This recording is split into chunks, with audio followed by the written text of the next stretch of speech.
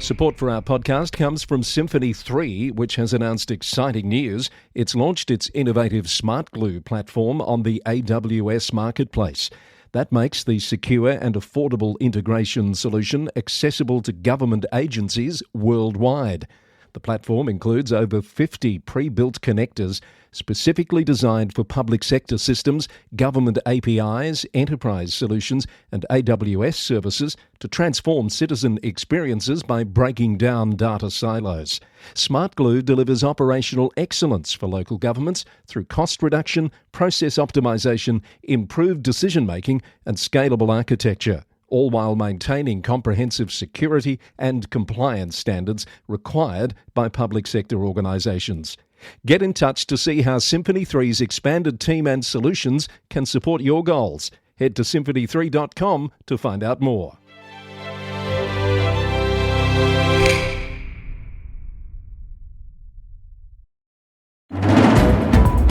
Coming up, the MacRae Landslide Board of Inquiry report is out, along with the government's response. Prayer rejected, a petition fails to return the Lord's Prayer to Bass Coast Council meetings. A charity given notice to vacate by Greater Dandenong Council. Date set for a de-amalgamation referendum. Shoalhaven's new CEO rejects claims he's not qualified for the job. A new councillor for Moreton Bay. Water concerns in Cairns. And voters go to the polls for local council elections in New Zealand. Hello, I'm Chris Eddy, back with more news from and about councils across Australia and beyond on the Local Government News Roundup. Also today. You live in fear. My house is locked down in every conceivable way now. Every noise wakes you. We're now at a point where we're sleeping in shifts. A New South Wales town living in fear and the local council's call to the Premier for help. All of that and yet more ahead on the Local Government News Roundup for Friday the 10th of October 2025, brought to you by the Victorian Local Governance Association, the national broadcaster on all things local government, with support from Symphony 3, simple, connected customer experiences. The Victorian Government has released its response to the findings from the Independent Board of Inquiry into the MacRae landslide on the Mornington Peninsula. Minister for Local Government Nick Stakos said the government has accepted all 12 recommendations made to the government from the inquiry report. The landslide in January this year destroyed one house and damaged 3 others, and a Mornington Peninsula Shire Council officer was seriously injured. 19 properties were evacuated, with many residents unable to return to their homes for months. The Board of Inquiry found that a burst water main was the primary cause of the landslide, and that despite residents raising alarms, both South East Water and Mornington Peninsula Shire Council failed to take effective action. It found they were operating in silos and didn't work together to address the problem, and that neither appreciated the seriousness of the issue. The report also found the council failed to adequately respond to a 2012 geotechnical report classifying the escarpment as highly susceptible to landslides, and it should have updated its erosion management overlays. The Board of Inquiry made 30 recommendations in total, including the urgent application of erosion management overlays and improved responses to water issues in landslide-prone areas. A key outcome will be the appointment of an independent mediator to facilitate discussions between Mornington Peninsula Shire Council, South East Water and affected residents. The mediation process, expected to last 3 months, aims to reach agreement on landslide mitigation and remediation works in the affected area. Minister Stakos said the landslides have taken a significant toll on residents, and he called on South East Water and the council to work with the MacRae community to achieve the best possible outcomes and allow displaced residents to return to their homes as soon as possible. The full government response to the inquiry report is available on the Victorian Government's website. To other news, and a move to have the Lord's Prayer returned to Bass Coast Shire Council meetings has proved unsuccessful, with the council voting 8-1 against the idea this week. A majority of councillors opposed the petition on the grounds that Australia is a secular, multicultural country with diverse belief systems. The South Gippsland Sentinel-Times reported that some councillors even suggested the petition was divisive and mischief-making. A refugee support charity in Melbourne's southeast has been evicted from its warehouse, leaving thousands of vulnerable residents without access to essential supplies, according to the Star Journal. Bactar Community Organisation was locked out of its Noble Park North facility on Wednesday after Greater Dandenong Council changed the locks and fenced off the site. The buildings, filled with donated household goods, are now slated for demolition. CEO of the community organisation, Basia Kadiri, says the charity has supported more than 8,000 people with over $3 million worth of aid. But the council says the arrangement was always meant to be temporary, with the site purchased 3 years ago for community open space. It said it's met with the group and offered support in finding alternative arrangements, but that its offer was not accepted. The council has given them until the 17th of November to remove the items, or the council will distribute them to local charitable organisations. Glen Eira City Council is transforming how it manages waste with new flexible contracts that could change how residents recycle in the future. The council's deputy mayor, Luca Ragni, said the contracts worth nearly $289 million over 13 years were designed based on feedback from almost 2,000 residents. Unlike traditional decade-long waste contracts, the new agreements allow the council to adapt services quickly as community needs change. New features include expanded services for apartment buildings, better sorting of hard waste to recover usable items, and potential future innovations like soft plastics collection and repair cafes. And the City of Melbourne is taking action against abandoned and dilapidated properties that have become eyesores across the city, with several Southbank sites now under close scrutiny, according to Southbank News. In a unanimous vote at the recent Future Melbourne Committee meeting, councillors backed Lord Mayor Nick Rees's motion to use every lever available to address vacant, unsafe and unsightly properties. Lord Mayor Rees said it's time to put lazy landlords on notice and transform hoarded-up grey zones to accessible green zones. Council officers will report back by November 30 with recommendations. Rounding up more council news in brief, a countback to fill an extraordinary vacancy on Surf Coast Shire Council will be conducted online on the 27th of October, redistributing votes from the 2024 election to eligible unsuccessful candidates. The candidate achieving the required quota or highest number of votes will be elected to replace the recently resigned councillor Rebecca Burke. Golden Plains Shire has secured $2 million from the state government's Safe Local Roads and Streets program to fund 6 road safety projects, including raised pedestrian crossings and intersection upgrades across various locations. Tawong Shire has committed $2 million towards a new $3 million sports pavilion at Bathanga Recreation Reserve, the most it's ever committed to a community facility project. An additional $1 million will come from the state government. And Swan Hill Regional Library, in partnership with Collins Booksellers, is hosting celebrated author, former Wallaby and member of the Order of Australia Peter Fitzsimons on Saturday the 1st of November to launch his latest book, The Courageous Life of Weary Dunlop. This is the Friday edition of the Local Government News Roundup, and that means another edition of VLGA Connect is on the way from the Victorian Local Governance Association later today. You can watch it on YouTube or listen to it on podcast. And this week's episode includes a chat with the CEO of the VLGA, Catherine Arndt, and John Armitage from Kudos Research about how the VLGA's councillor census works. All Victorian councillors should have received a link to participate in the census in their emails this week. So look out for that on VLGA Connect later today. I also catch up with Cindy Maidley, the Deputy Mayor of Wellington Shire Council. We have a great chat about life in Wellington Shire and a serious conversation the Shire is having with its community about ongoing financial sustainability. Look out for that on VLGA Connect, coming your way later today.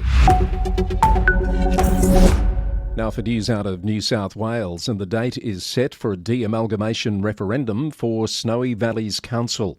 The New South Wales Electoral Commission announced that the referendum will be held on Saturday the 29th of November, with all voters on the electoral roll for Snowy Valleys Council required to vote. The landmark referendum will decide whether to split the council back into the original Tumut and Tumbarumba shires, with a 51% majority required for the demerger to proceed. About Regional reported estimated costs of the de-amalgamation at nearly $5 million in transition expenses, with potential rate increases of up to 15% in Tumut and 45 to 65% in Tumbarumba over 7 years. The referendum follows years of community activism against the forced 2016 merger, with campaigners arguing the amalgamation disrupted governance structures and reduced local representation. Shoalhaven Council's Mayor, Patricia White, and the newly appointed CEO, Andrew Constance, have held a media conference to mark Mr Constance's first day on the job this week and to talk about the future for the Shoalhaven and its economic opportunities. The announcement of the former MP's appointment to the CEO position last week has proved controversial, prompting the Local Government Minister Ron Honig to request a preliminary investigation into the recruitment process. Mayor White told the media that she welcomed and would fully cooperate with the investigation. I have been informed from the Office of Local Government, from Brett Whitworth, exactly what the Office of Local Government want to see and exactly what documentation, etc. has to be provided, and the Council is going to provide everything that we have been requested to provide. What will happen is there will be an investigation. At the end of the investigation, it will be up to the Office of Local Government and the Minister as to whether he makes that preliminary inquiry or even comes back with more questions or whatever. It's up to him, not up to me, to say whether that will be released to the community, residents, etc. Mr Constance said he would be focused on improving the Council's financial sustainability and service delivery while maintaining the area's natural beauty, and he rejected suggestions he wasn't qualified for the position. If I was qualified to be Treasurer of New South Wales, I'm confident with the experience and the knowledge that I have to be an incredible advocate for our region and working to serve Mayor White, the democratically elected councillors, but most importantly also as the CEO of the organisation, the 1,500 men and women who are working around the clock. You can watch that full media conference, which was streamed live by Win News. There's a link in the show notes. IPART has published its final report on Lane Cove Council's proposed developer contributions plan for the St Leonard's South Precinct, recommending a 2% increase to the total cost and contribution rates in the council's proposal. The plan, which would provide essential infrastructure for an additional 3,630 residents in approximately 1,840 new dwellings, is now under review by the Minister for Planning and Public Spaces, who will decide whether changes are needed before the council can adopt the revised plan. There are tensions between Wollongong's City Council and the owners of the historic Illawarra Hotel over a rejected development application. The Illawarra Mercury reported the hotel owners' frustrations after their plans to renovate the upper floors of the 1939 heritage building were denied by the council. The proposal aimed to transform vacant accommodation rooms into hospitality spaces. The hotel owner is considering court action. The council maintains they're committed to supporting local businesses while protecting heritage values.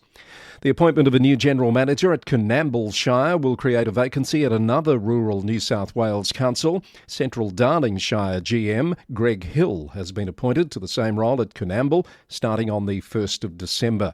Mr Hill has been with Central Darling Shire for 7 years, leading $86 million worth of major infrastructure projects. Of course, that council has been under administration since 2013, but recently held elections for a return to elected representation under a hybrid model.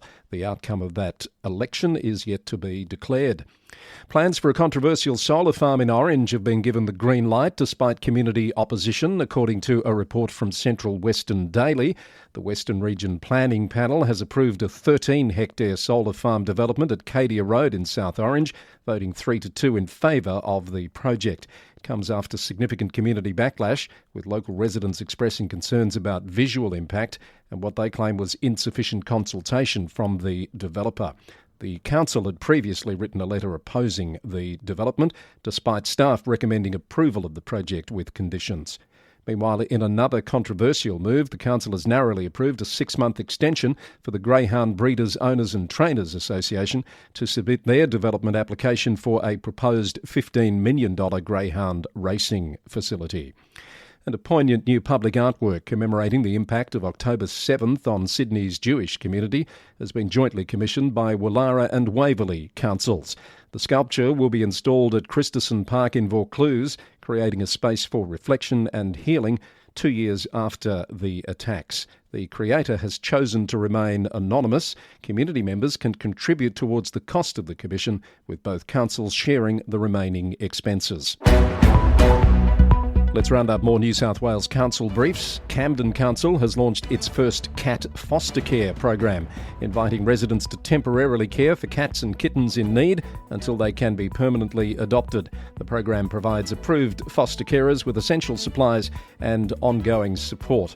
Eurobodalla Council is hosting its first tourism industry forum on November 10, featuring presentations from tourism leaders and a workshop on AI applications in the tourism industry. It aims to facilitate knowledge sharing and networking among local tourism operators. And garbage trucks in Tweed Shire have experienced 3 fires in 6 weeks due to incorrectly disposed batteries, forcing drivers to dump burning loads and requiring emergency responses. The council is urging residents to properly dispose of batteries and devices with embedded batteries at designated collection points rather than in residential bins. You're listening to the Local Government News Roundup. It's episode number 502, recorded on the morning of Friday, the 10th of October. And still to come, my chat with Anthony Doyle, who is the Director of Community and Planning at Walgett Shire Council in New South Wales, about that horrific crime wave in the town and their calls on the Premier for meaningful action. That's just ahead on Roundup Extra. I've got some Queensland and WA news for you first, though.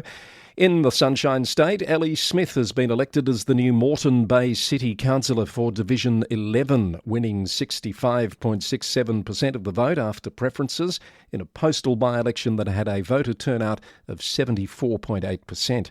Mayor Peter Flannery will welcome Ms Smith as she takes her oath of office on Friday, today, while CEO Scott Waters congratulated her and the 6 unsuccessful candidates for their respectful campaign. Cairns Regional Council says it's closely monitoring water supply and potential impacts of forecast heavy rainfall, with treatment plants at risk of temporary shutdown due to increased water turbidity during wet weather.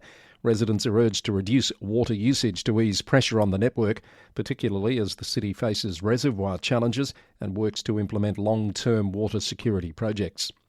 Gladstone Regional Council has acknowledged the potential 2029 retirement of Gladstone Power Station, a foundational part of the local economy since 1976. Mayor Matt Burnett said the council is committed to working with operators and government entities to keep the station operational beyond the potential closure date. A Melbourne engineer has criticised Bundaberg Regional Council's decision to introduce new fees for heavy vehicle route assessments. Robert Smedley, the managing director of Smedley's Engineers, told Australian Truck Radio that the additional charges, up to $900 for urgent assessments, create unnecessary barriers for the freight industry and could have damaging ripple effects throughout the region's economy. The council has defended the fees, saying they help recover costs without relying on ratepayer funds and improve efficiency in processing freight assessments. And North Burnett Mayor Les Hotz has joined councillors and local MPs to officially open the new De Gilbo Creek Bridge, part of the Paradise Dam upgrade. The $11 million, 57-metre dual-lane bridge has been built 4 metres higher than the old causeway to improve access during the wet season. Councillor Hotz said the project is a major investment in the region, improving flood resilience and ensuring safer travel. To WA, the Shire of Calaberan, 200 kilometres inland from Perth, has cancelled this weekend's Colour Ball due to poor ticket sales, meaning the charity event would not be viable. Council CEO Raymond Griffiths acknowledged the community is disappointed by the decision and pledged to learn from this year's experience to better support future events. Propel Fremantle, a Fremantle-based accelerator program funded by the City of Fremantle, Lottery West and Space Cubed, has supported 9 ventures in its 2025 program, focusing on sustainability, blue and green economies and creative technologies. The program has contributed to Fremantle's growing reputation as an innovation hub, with over 70 startups now established in the city across various sectors, including biotech, energy, transportation and fintech.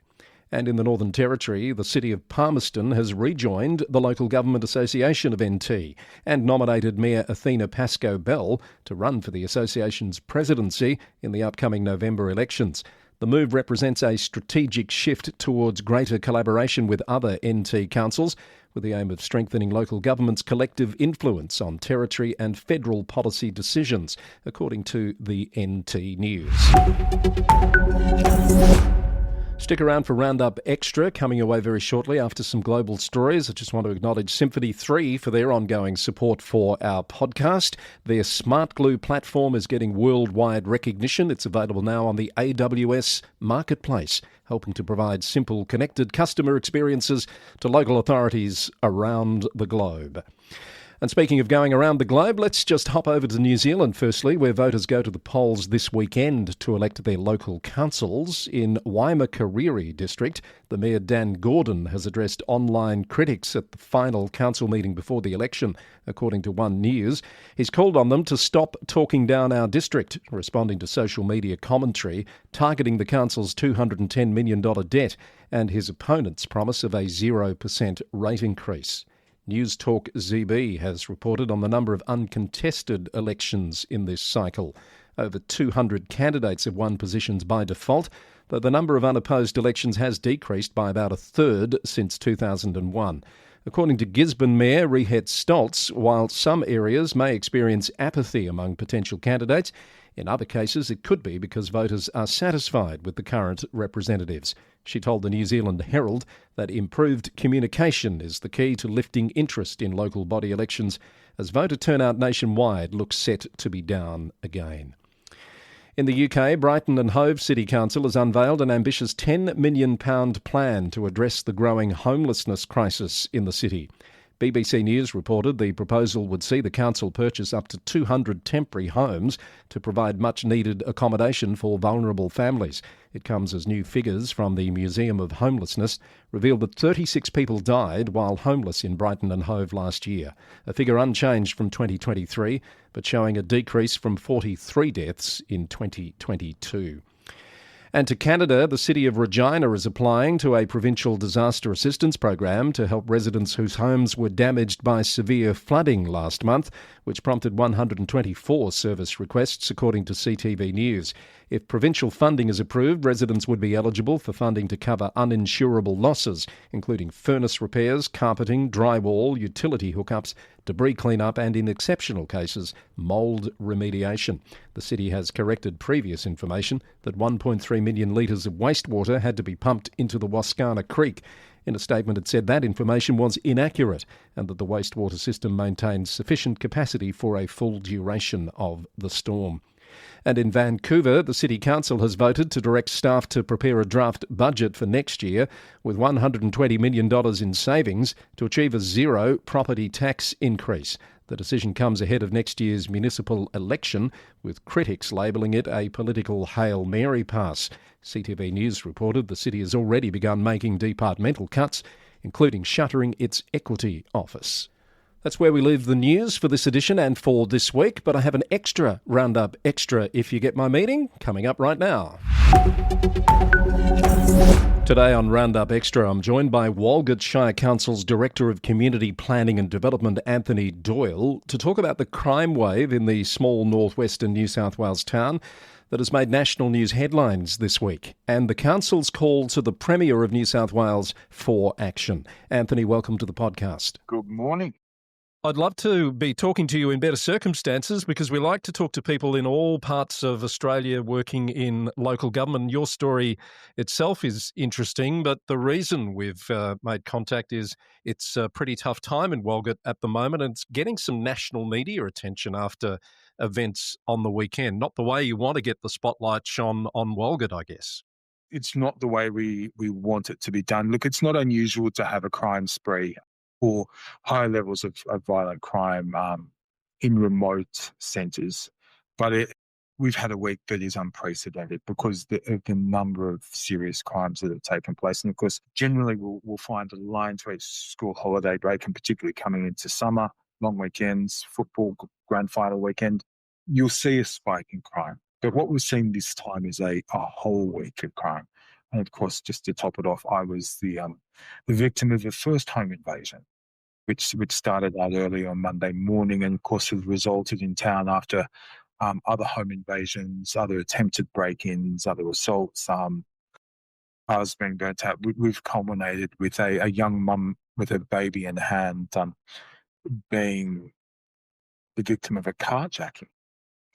And of course, all crimes with a 50-centimetre machete, which seems to be the weapon of choice, the weapon of intimidation, in order for that person, the accused, to take that young mother's car and drive away in it. So, yeah, it's a pretty heavy week that we've had, but it's consistent. But it brings to the fore a much, much bigger problem that we've been dealing with, and decades of not actually doing something about the root cause of the problem. Yeah.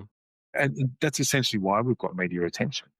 We've, as a council, as a very poorly resourced, small council, low rating base, and extremely remote council, we've essentially come out swinging.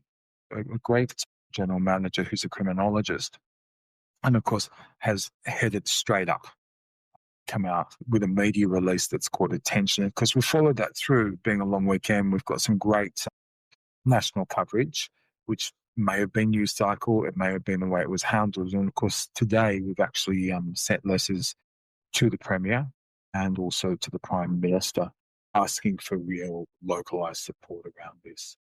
Yeah, so I saw those statements from your general manager and some strong words from your mayor as well. You talk about not dealing with the root cause of the problem. How do you describe that root cause? The root cause of the problem has really been, some would say it's 40 years in the making, some would say it's 20 years in the making. It's young men being raised in environments of a lack of privilege and of a lack of opportunity. They're raised in environments with exceptionally high levels of homelessness. And for whatever reason, it may be great parenting, but the influence of peers has come into play and caused these young men to run off the line, or these young boys to run off the line.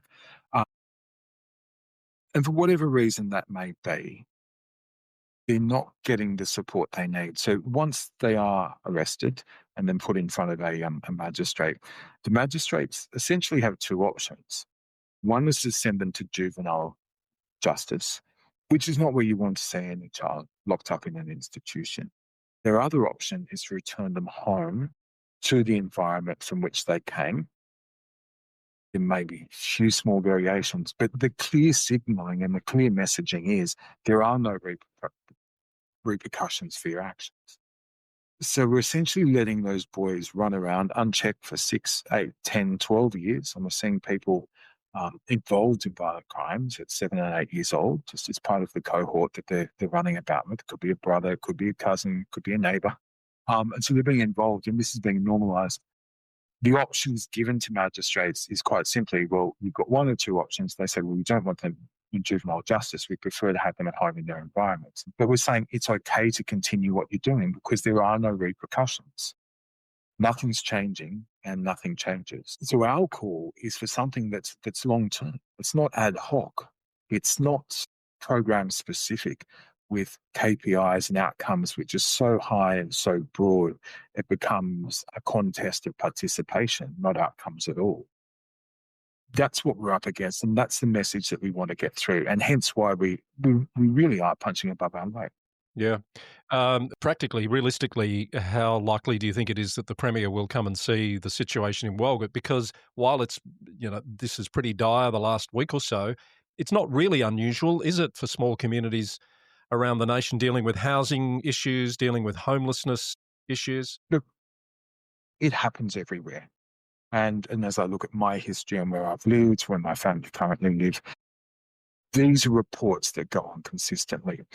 We are no different to any other place. What makes us different is the incident at which this occurs per capita. We hear these stories in Sydney, we hear them in major country towns, country cities, even bigger towns. But the incident at which this occurs compared to our population means we have a much, much, much higher rate of actually being the victim of one of these crimes. And you have correct me if I'm wrong, the largest rate of homelessness outside of metropolitan Sydney in the state of New South Wales. I know. Correct you, we have the highest rate at all by double and a half. So per capita, we measure it in per capita homelessness per 100 people, and we have the highest rate by double and a half. So sitting at the base of this problem is a community which has abandoned homes, which Homes for New South Wales, the Old Housing Commission, Aboriginal Housing, have just not activated, are sitting there doing nothing.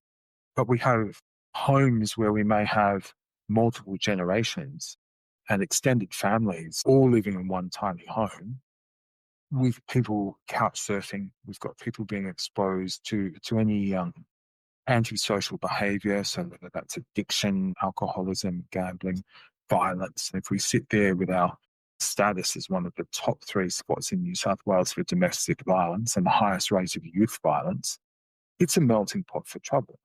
And if we had the same access to services or a voice, even access to open funding that other councils have, we would be able to address these problems. But we're not getting that opportunity because we simply don't have the population base. We don't have the votes, and we're just sat in the too hard basket.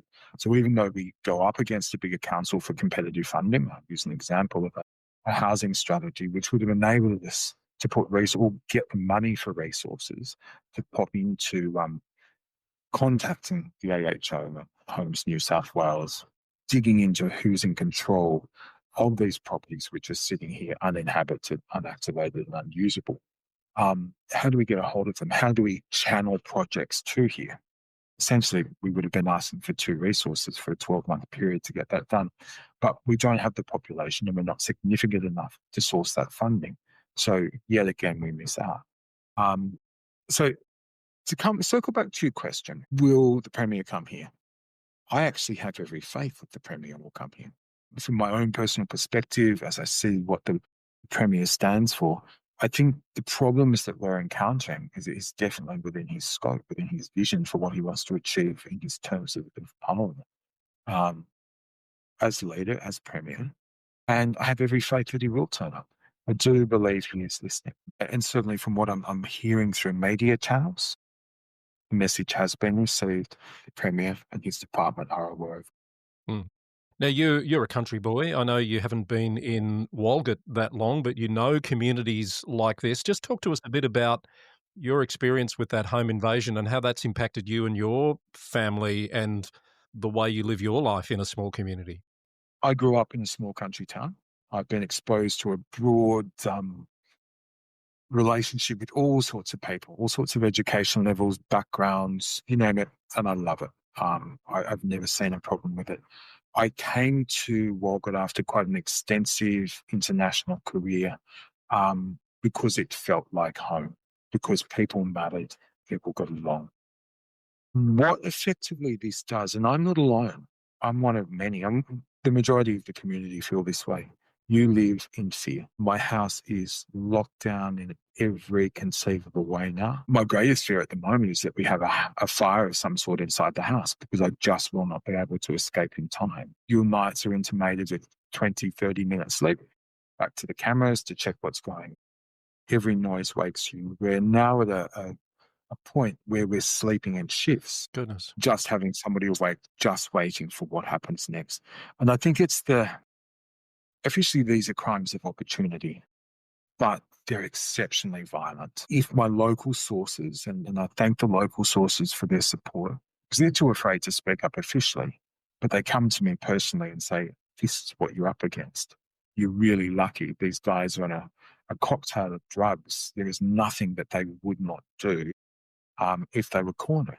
You're so lucky that you didn't wake up too soon. You're so lucky that you weren't able to capture them. If they hadn't been cornered, it would have been your life that was being dealt with. And that's how it affects life. So you become imprisoned almost immediately. So your quality of life just goes out the window. How do you as a council, given that description and other people are feeling that way, unsafe and traumatised, and I know a lot of people saw the incident at the pool on the weekend, how do you as a council support a community through that? What sorts of strategies are you employing there? In the initial stages, in the first part, it doesn't work like a metropolitan or a major regional city council would work, even like a large town. And all the years I've worked alongside local government, I developed a ratio of how councils worked and where you could get community cohesion. And if you're in a community under 1,800, generally you will get a very cohesive community. Walgett fits that.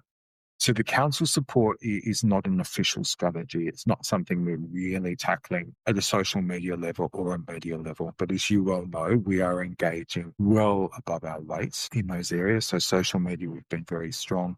Official media release, national media, we've really gone hard on. Where we're trying to make a difference at the local council level is being in the community.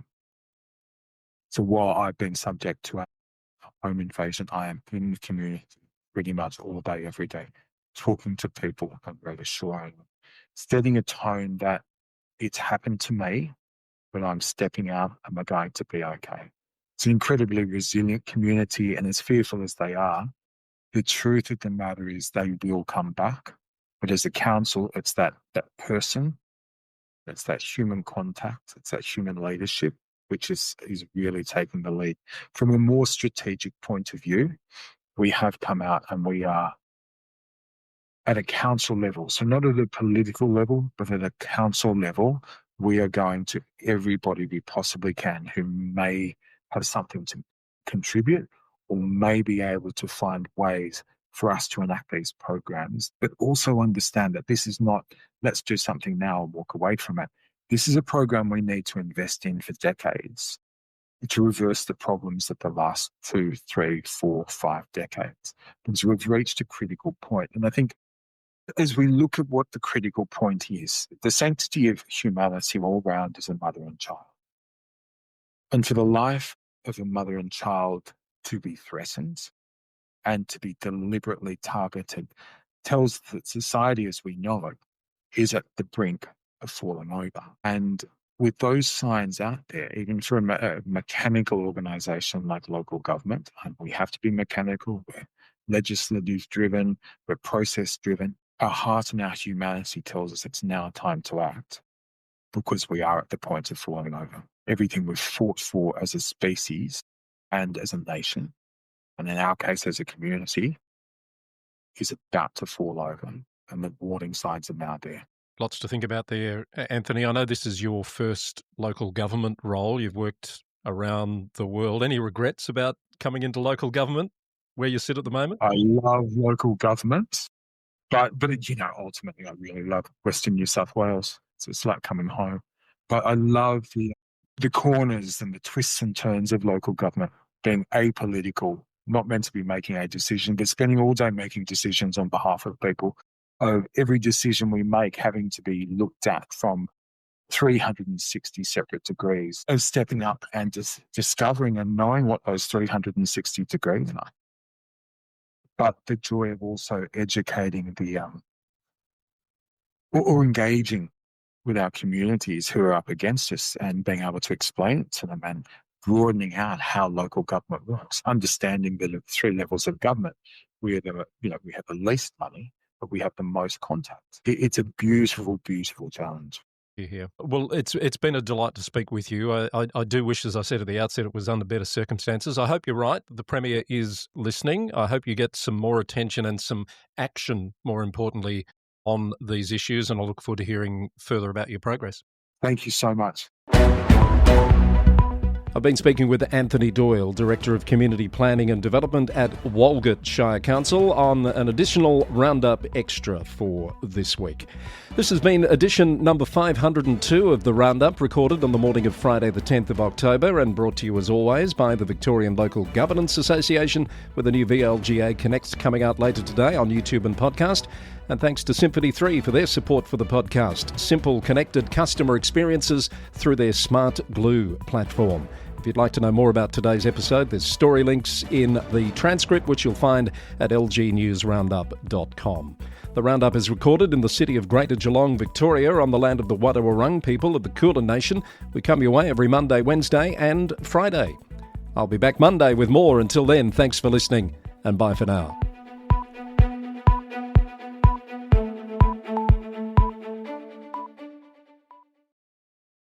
The VLGA's Victorian Councillor Census is back again in 2025. All councillors in Victoria will be emailed the census on the 6th of October and will have until the end of the month to complete. In its second year, the annual census captures and tracks councillor demographics, attitudes and the key challenges to local governance over time. You don't need to be a VLGA member to participate, and at no stage will the VLGA have access to an individual's responses. The findings of the census will inform, influence and lead conversations across local government and with other tiers of government, and all responses will be fully confidential. This is your chance to have your voice heard as a councillor. The Councillor Census is part of the VLGA's commitment to support councillors on their journey to be successful community representatives.